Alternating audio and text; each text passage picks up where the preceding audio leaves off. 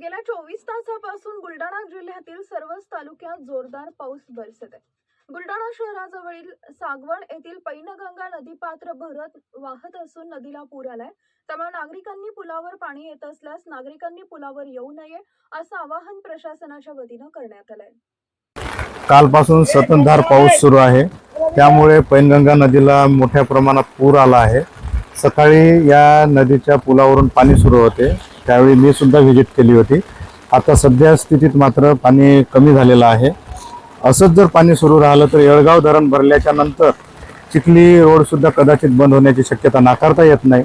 माझं नागरिकांना आव्हान आपल्याद्वारे आहे की नदी, नाला, ओढा यावर जर पूर सदृश्य पाणी असेल तर आपली गाडी किंवा आपण स्वतः कोणीही त्यावरून पूल ओलांडू नये असे मी नागरिकांना आवाहन करतो।